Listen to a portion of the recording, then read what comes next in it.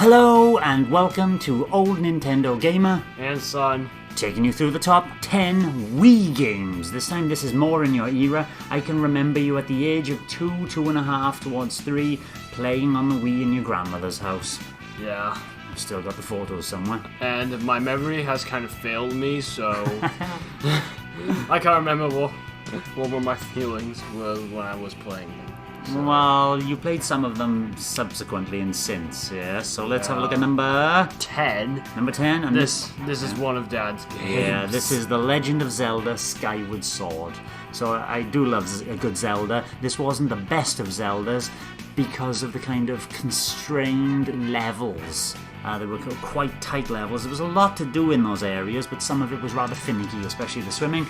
But the way that you fought certain enemies by slicing, because you got motion controls, yeah? So like a Deku plant would open his mouth vertically, and then you'd have to chop vertically down, and then horizontally. You'd have to chop in the right direction.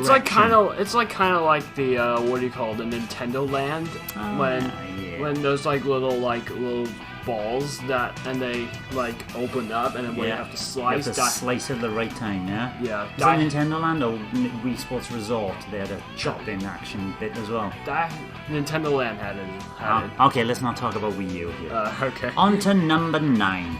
It's Super Smash Bros. Brawl. This is nice. The graphics, it looks nice. Doesn't look as nice as Ultimate though. Yeah, Ultimate is like... Ultimate. It's like another level. Yes. But this played slower than Melee, which a lot of Smash Brothers fans didn't like Brawl because it was a lot slower. Really? Yes. Yeah, There was too many changes, but another good inclusion. Yeah. Number 8, we have the game that is called Super Mario Galaxy. And I love this 3D platformer. It took Mario away from that kind of open sandbox and kind of edited it into a kind of more linear 3D platforming, but the way it told you where to go and chose your direction, it kind of made the platforming very, very solid, and not solid as in hard, but very, very well established and very, very polished. Yeah. Number 7 is definitely one of mine.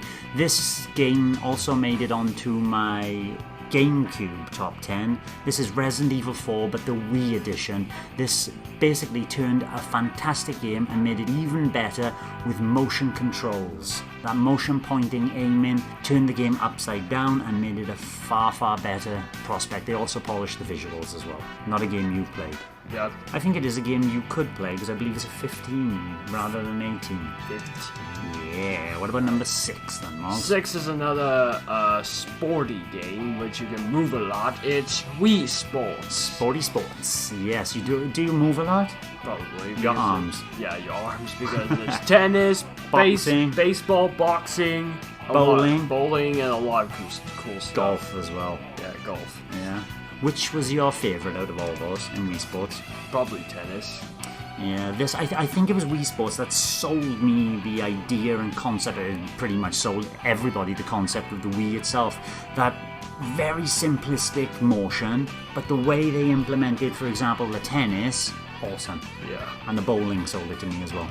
Number 5 is definitely one of mine because I love 3D Metroid games. So my number 5, well, our number 5, is Metroid Prime 3 Corruption. Took the best of the 3D Metroids and stuck it all into one package. Added a few finicky motion controls, like you had to put the controller out to grab something and twist, like opening a lock. There were some weird inclusions like that, but the way that you would maneuver and do first-person shooting with a pointer control was lovely. Number 4 is definitely one of mine. It's Kirby's Return to Dreamland. But I like this one myself. This was visually quite a stunning game. Yeah. Why is it a good Kirby? Where should I start? Okay, now, the squad, which I would call Kirby with Meta Knight with King Dedede and Bandana Wild D. By the way, they help a person called Magolor when he crashed his ship at Dreamland. Doesn't he turn bad? Yeah. Okay. Spoilers for the end, sorry. Spoilers. We're moving on to the next one. Okay, but Kirby Return to Dreamland looked fantastic, and Yeah. it was a hell of a lot of fun to play. It didn't seem so wrapped up in its concept of collecting everything. Number 3, Mario Kart Wii. This is another racing game, but it's all based on Mario. Yeah, and a lot of people, they kind of split between the hardcore Nintendo fans of Mario Kart. Some didn't like the motion controls, some did. I had the Wii, the steering wheel that you put your Wii remote into, and I found I could hug the corners better with the motion controls. I was surprised that the motion controls don't quite stand up on Mario Kart 8. Mario Kart 8 plays better with a stick than the motion controls, but the reverse, I think, is true of Mario Kart Wii, and the game at the time was fantastic, as Mario Kart is. And they added things in there as well, like weekly challenges, which why don't they do on Mario Kart 8 now? Yeah. Just to give it longevity. Yep. Number 2, is another Kirby game. It's Kirby's Epic Yarn. and this for me is the best Kirby game ever made. Well, in the Wii. Ever made for me, but not for you. Okay. I love the aesthetics of this. Everything's made out of strings of wool. Kirby himself and Prince Fluff is his the blue counterpart, who one of us could become, because it was a 2-player local co-op. Yep. And instead of inhaling enemies, Kirby would You just like grab them and turn them into throw like a ball. piece of string out and unravel them. Yeah. Yeah. So you're turning them back into a normal piece of wool rather than the person or form of what they were. And the kind of things that you could do by grappling, throwing your string up and hooking onto a button to swing across a level.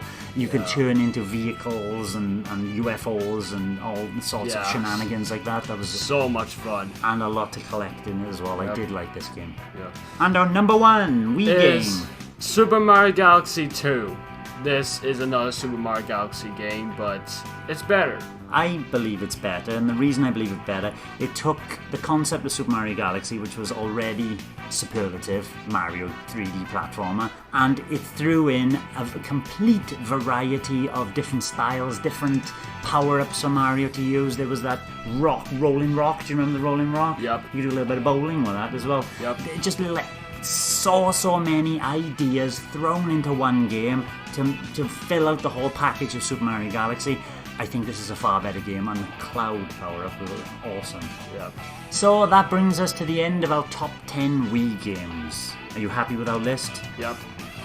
Just yep. Kinda nice. You got 2 Kirby games in there. What do you? And in number 2 and 4. So thanks for watching once again. Next time we'll be bringing you a list of Wii U games. Bye for now. Bye. Thanks for watching, and don't forget to subscribe and give us a like if you've enjoyed our content. You can also check out our other great content on Twitter, Facebook, and the Any Café podcast from all good podcast providers. Just follow the links below.